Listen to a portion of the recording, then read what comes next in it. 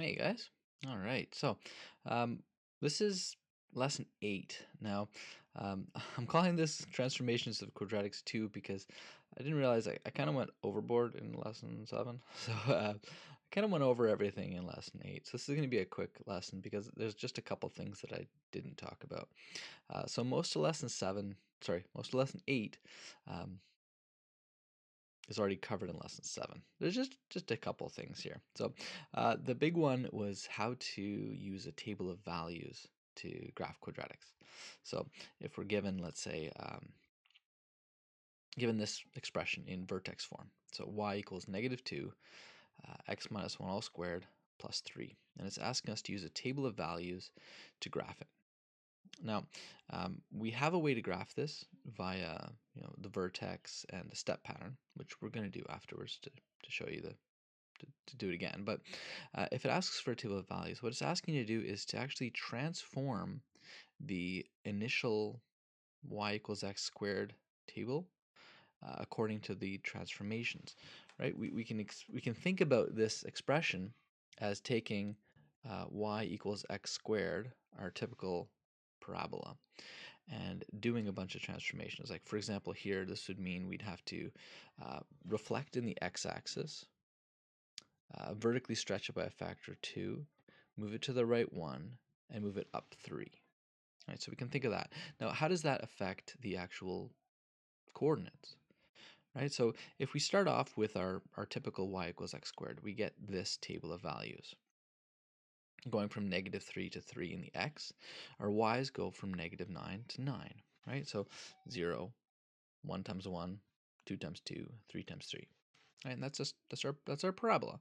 It's symmetric about x equals 0, sorry.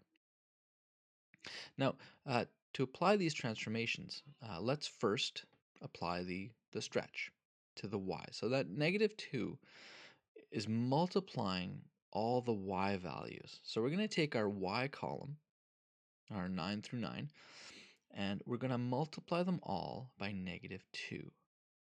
So that's going to give us this new y column that is going to be -2 times x squared. So it's going to take all of our x squared values and multiply by -2, which you can see this would be taking all those y values and stretching them out. So this is why we call this a vertical stretch, because we take all the coordinates and we make them bigger. Well, in this case, because we're making it negative, it's sort of flipping it and then stretching it, so it's kind of making it smaller. But it's taking all those y values and stretching them out because we're multiplying those y values by those numbers, whatever the a value is.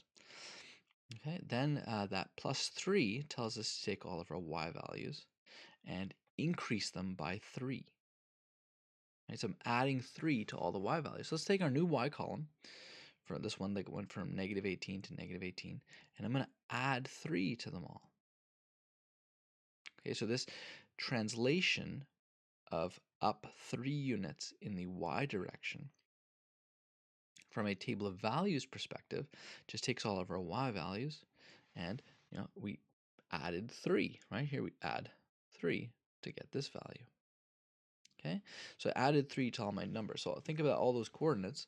We're just adding 3 to them. We're translating them in the y direction by 3 units.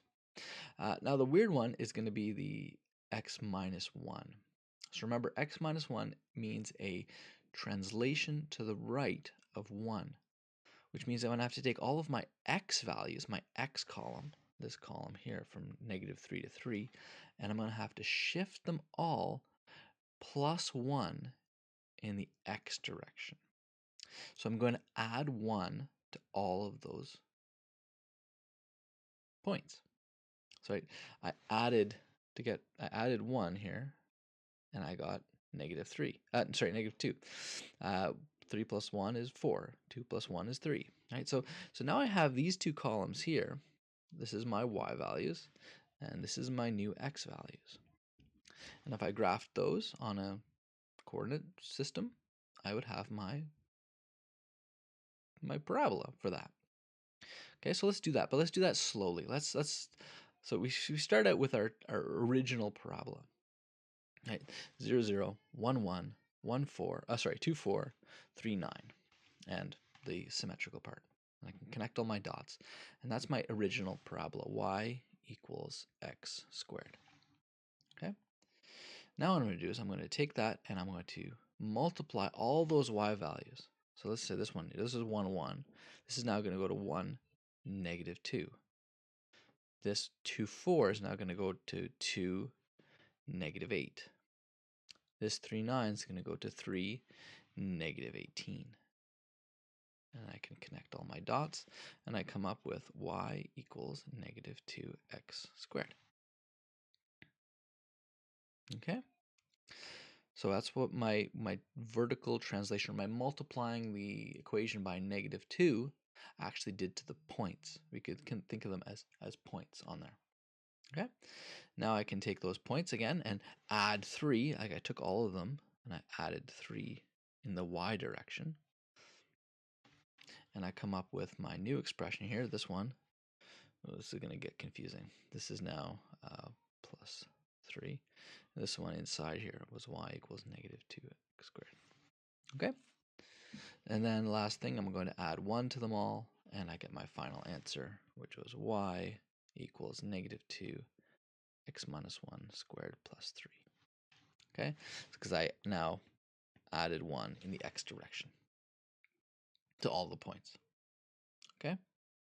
So that's how we can graph via a table of values. It's the same idea, but it's just a little bit more complicated in terms of having to do a bunch of more work to show all the different steps. But if it asks you to use a table of values, that's what you have to do. You have to take all our points and apply the transformations in the correct order, right? Multiply first, then add. And then we can graph our data points on there. Okay? Now, we can do this much faster if we use our vertex form, right? So here I can look at this and I can get, okay, the vertex is going to mean I change the negative 1 to positive 1, and the 3 is just 3.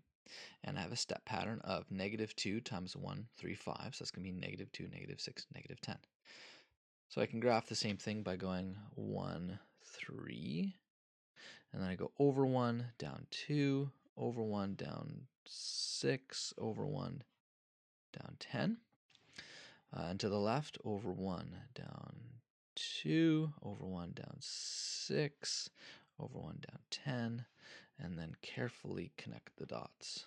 Okay, you guys can do a better job than this on an actual piece of paper, but there's my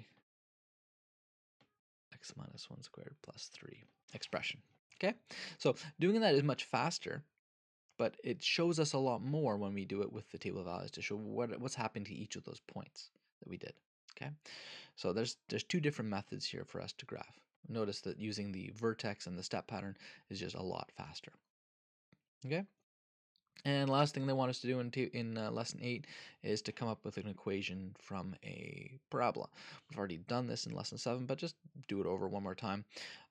You look at your graph, you find the vertex. So what's this? This is now at negative 4, negative 7. So right away I can get my h and my k values of negative 4, negative 7. I can get a step pattern of 3, because here I go over 1, up 3, over 1, up 9. So my step pattern is going to be 3, 9, 15. So then right away it tells me that my a value is 3. So I just plug that into my expression of y equals a x minus h squared plus k. That's my general form. Whenever we have an expression with all the parameters just as variables, remember our parameters, sorry, Monday morning, our parameters are h, k, and a. If we have them as variables, we call that a general form.